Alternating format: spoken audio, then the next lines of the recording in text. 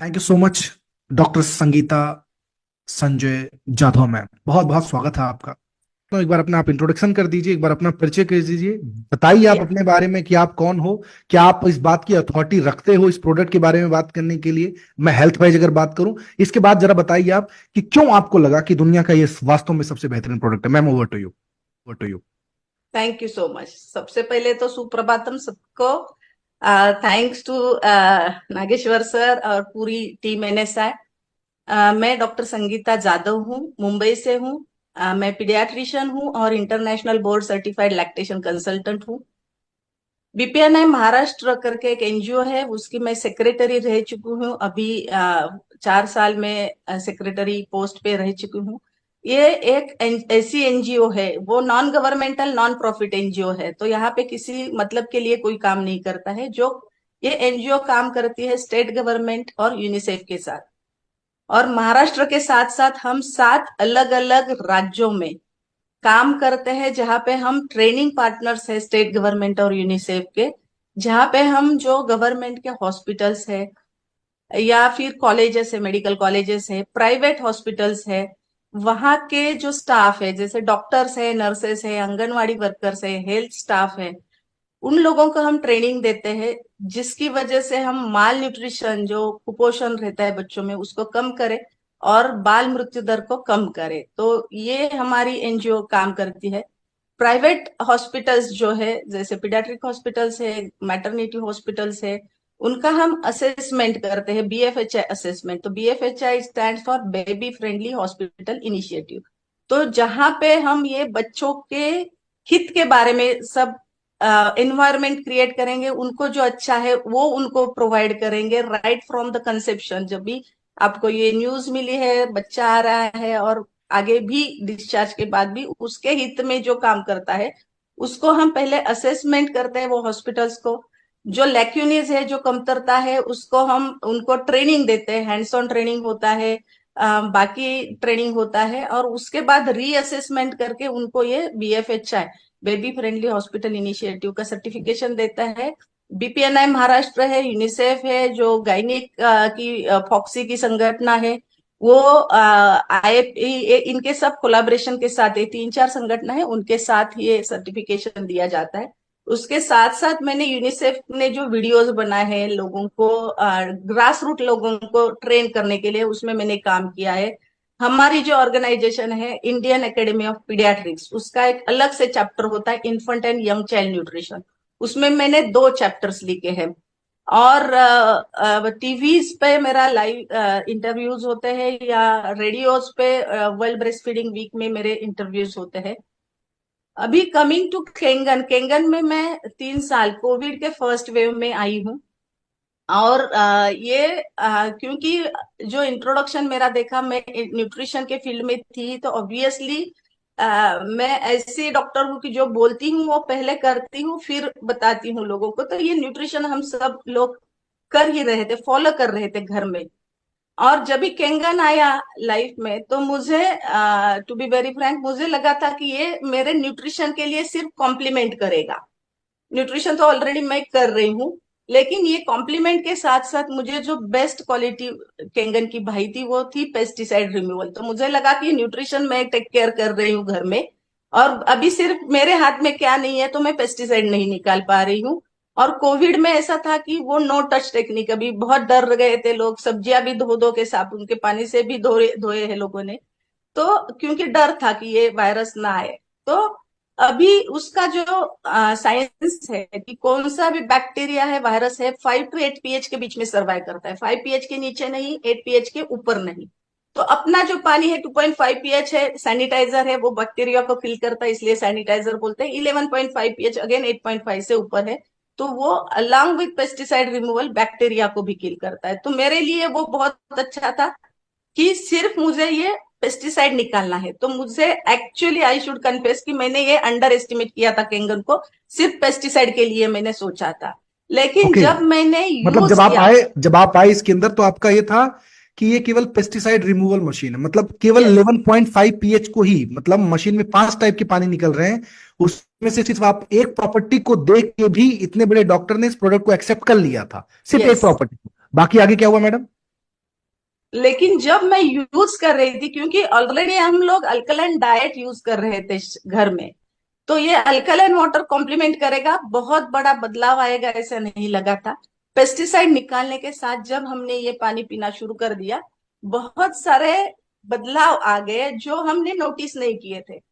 क्योंकि ये हमारा मिसअंडरस्टैंडिंग इसलिए भी हो सकता था कि हमें कोई बीमारी नहीं थी, जैसे डायबिटीज, ब्लड प्रेशर या ऐसे कुछ नहीं था। लेकिन मैं आप सबको बताना चाहती हूँ कि mere lack of disease is not health. हाँ, डब्ल्यूएचओ ने एक नया डेफिनेशन किया है कि हम बीमार नहीं है, मतलब ये पेपर के जो लिख के आती है बीमारी, ये नहीं है मतलब हम बीमार नहीं है, ऐसा नहीं है। तो हमें अगर हमारा जो एनर्जी लेवल है, सुबह उठते हैं रात में सोने तक वो एनर्जी लेवल नहीं रहती है, स्टेमिना हमारा नहीं रहता है, या हम स्ट्रेस को अच्छी तरीके से हैंडल नहीं कर सकते, फिजिकल है तो मेंटल स्ट्रेस को भी अगर हम अच्छी तरीके से हैंडल नहीं करते हैं, तो वह व्यक्ति हेल्दी नहीं है। और क्योंकि ये बीमारी नहीं थी, लेकिन जो बॉडी एक होता था, lack of energy in the evening, frustration या चिड़चिड़ापन होता था, ये सब था, वो केंगन के आने के बाद चला गया धीरे धीरे। और स्लोली स्लोली ऐसे लगा कि हम भूल गए हैं। क्योंकि पेन बॉडी में इतना होता था मुझे कि पेन किलर तो छोड़ो, मुझे वो बांध के रखना पड़ता था, हाँ, और पैरों को मैजिकल या इलास्ट्रो के बैंडेज से बांध के रखना पड़ता मैजिक था। वाली बात यह है कि ऑलरेडी आपने इंट्रोडक्शन मैडम का सुना है। यस। न्यूट्रिशियंस के ऊपर ये इतनी बड़ी एक्सपर्ट है कि यूनिसेफ इनको इनवाइट करता है, गवर्नमेंट ऑफ महाराष्ट्र इनको इनवाइट कर रही है।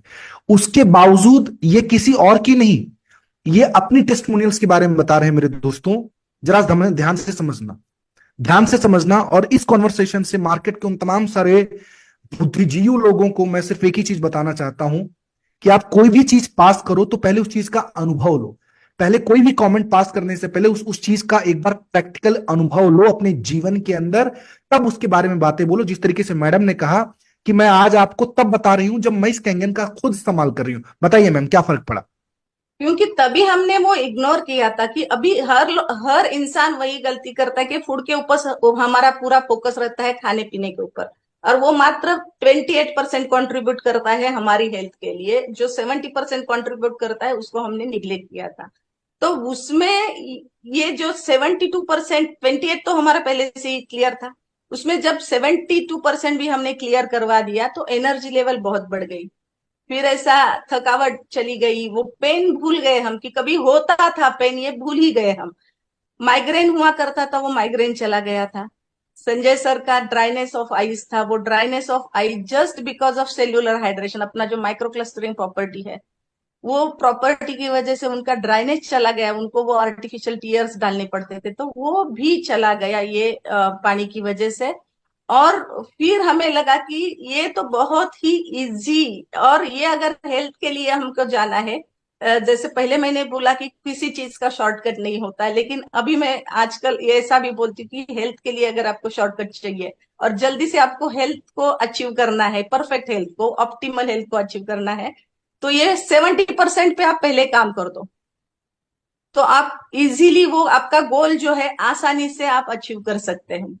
अभी रहा सवाल जो मार्केट में ये सब आता है या कुछ है, अफवाह है, जो भी है, अभी बॉडी का एक बैलेंस रहता है, हर एक चीज का परफेक्ट कॉम्बिनेशन चाहिए, कंपोजिशन वही चाहिए, तभी वो जाके वो रेसिपी अच्छी बनेगी। अगर हम खाना भी पकाते हैं तो उसका जो हर एक इंग्रेडिएंट है जो डालते हैं महिलाएं खाने में, उसका अगर सही मात्रा में है तो ही उसका टेस्ट अच्छा लगेगा और हेल्थ के लिए भी यूजफुल होगा। फॉर एग्जाम्पल, नमक के बिगर स्वाद नहीं आता है हम बोलते हैं, लेकिन नमक ये अगर प्रमाण से ज्यादा हो तो high blood pressure, kidney failure, ये सब हो सकता है। तो ये जो प्रमाण है वो जो रिकमेंडेड डोज है, आरडीआई बोलते हैं, रिकमेंडेड डेली अलाउंस, उसके ऊपर नहीं जाना है।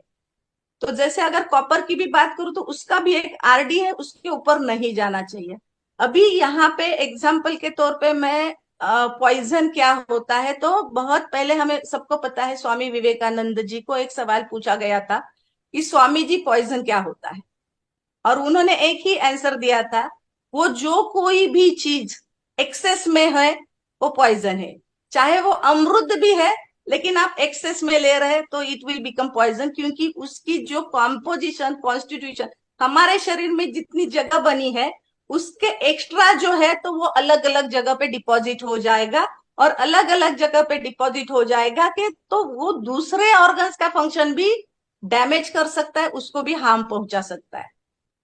तो ऐसे पाया गया है जो कॉपर की मात्रा बहुत ज्यादा प्रमाण में लेते हैं आरडीआई के ऊपर, तो उनके भी हेयर लॉस होने की संभावना और होते हैं। डब्ल्यूएचओ ने मैम एक उन्होंने नंबर भी दिया है कि आप 2 ग्लास के ऊपर 0.4 mg, उससे ज्यादा कॉपर आपकी बॉडी में गया तो आपकी बॉडी में बहुत सारे प्रॉब्लम्स आ सकते हैं। और ये चीज डब्ल्यूएचओ ने खुद प्रमाणित किया है, वर्ल्ड हेल्थ ऑर्गेनाइजेशन ने खुद प्रमाणित किया है।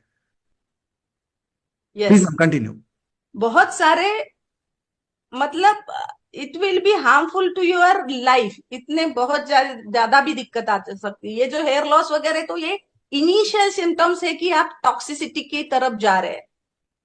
हाँ, तो और डेफिशिएंसी एक होती है, टॉक्सिसिटी एक होती है, और एक बैलेंस होता है, मेंटेन होता है। तो हमको बॉडी को मेंटेन करना है, नीचे भी नहीं लेके जाना है, ऊपर भी नहीं लेके आना है, तो और बहुत चूंकि अच्छा मैम है इस।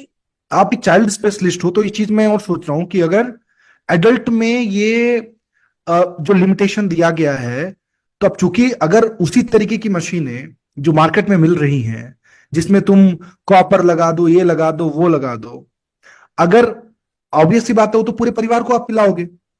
तो अगर बड़े लोगों में वो इम्पैक्ट दिख रहा है उस चीज का, उस पर्टिकुलर धातु का लॉन्ग टर्म्स के लिए, तो वो छोटे बच्चों में, चूंकि आप चाइल्ड स्पेशलिस्ट तो इस बात को आप बेहतर बता सकते हो, तो उन बच्चों में कितना असर पड़ेगा, उन बच्चों की बहुत ऊपर ज्यादा, बॉडी पे।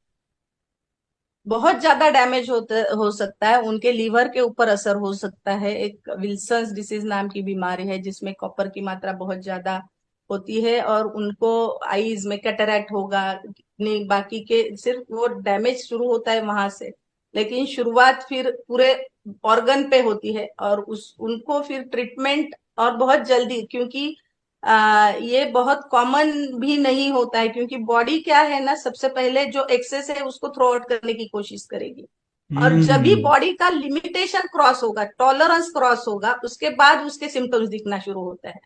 तो पहले तो थ्रो आउट करेगी, पहले दूसरा फिर है कि वो स्टोर करेगी। तो स्टोर किस में करेगी, एक तो फैट में करेगी, तो जितने भी टॉक्सिन बॉडी में होते हैं तो वो फैट में स्टोर होते हैं, ताकि वो अगर ऐसे घूमेंगे शरीर में फ्रीली, टॉक्सिन फील घूम रहे हैं, तो हम जिंदा नहीं रह पाएंगे। तो उसका टॉक्सिसिटी कम करने के लिए बॉडी का मैकेनिज्म है, तो उसको लॉक करेंगे फैट में, और इसकी वजह से वो फैट बढ़ता है बॉडी के ऊपर, फैट डिपोजिशन। सेकेंड होता है कि वो डाइल्यूट करेंगे, अगर एक्यूट आ रहा है, एकदम तुरंत आ रहा है लोड, कि बॉडी को वो फैट कन्वर्शन के लिए भी टाइम नहीं है, तो वो वाटर में डाइल्यूट करेगी। तो पानी की मात्रा, जैसे सूजन, बॉडी फूला फूला लगता है बहुत, अगर सूजन भी नहीं है लेकिन बॉडी में ऐसे फूला फूला लगता है, डॉक्टर को बोलेंगे कि सूजन है मेरी बॉडी पे, हम डॉक्टर सूजन देख देख के ऐसा प्रेस करके देखेंगे, खड्डा हो रहा है तो सूजन है, ऐसा खड्डा नहीं दिखता है लेकिन ब्लोटिंग है। तो बहुत बार डॉक्टर बोलते हैं कि किधर है सूजन, लेकिन अंदर से हमको महसूस होता है कि ये बॉडी एकदम हेवी हेवी लग रही है, और जैसे हम केंगन वाटर पीना शुरू करते हैं, ये बॉडी डिटॉक्स होना शुरू करती है, और वो टॉक्सिन निकलना शुरू हो जाते हैं, और हमें लाइट फील होने मैम लगता है। क्या इससे एग्जैक्टली ये कैसे काम करता है बॉडी में जाके, अगर 1 मिनट के अंदर अगर आप ये बता पाए कि how does it work in the body, कि मतलब आपने ये बोल दिया कि भाई ये तुम्हारी सारी समस्याओं का एक सॉल्यूशन है and that is Kangen water, कैसे काम करता है ये? सर, ये जो इसका एंटीऑक्सीडेंट प्रॉपर्टी है उसका, जो हम्म। बहुत बार हमारी बॉडी में जो गलत सेल होते हैं या ऑक्सीडेटिव डैमेज होता है, तो उसमें एक इलेक्ट्रॉन गायब होता है। अगर ये सेल है हमारी, उसको डैमेज हो गया ऑक्सीडेटिव, तो उनका पेयर ऑफ इलेक्ट्रॉन्स रहते हैं, तो कहाँ पे एक ही सिंगल इलेक्ट्रॉन रहेगा, तो उसका पेयर नहीं है, तो वो काम नहीं कर पाएगी। तो जैसे कि एक पैर नहीं है तो इंसान अच्छा काम नहीं कर सकेगा, करेगा लेकिन इतना बढ़िया नहीं करेगा। तो ये फ्री रेडिकल सेल क्या करती है कि मेरे पास इलेक्ट्रॉन नहीं है, I will try to steal electron from my neighbourhood. अभी हमारे घर पे बहुत बार, अभी तो मेट्रो सिटीज में ये कम हो गया है, लेकिन बहुत बार क्या करते हैं, हमारे घर में कुछ नहीं है, खत्म हो गया तुरंत, तो हम क्या करते हैं, पड़ोस में से ये मुझे चाहिए, ये है क्या आपके पास, दूध है चाहिए, शक्कर, दही है, वो मांग के लेते हैं। तो ये फ्री रेडिकल क्या करते हैं, उसके आसपास जो हेल्दी सेल है उसको मांगती नहीं, उससे चुराती है, स्टीलिंग ऑफ इलेक्ट्रॉन। तो अभी स्टील करने की वजह से उसका भी इलेक्ट्रॉन लॉस हो गया।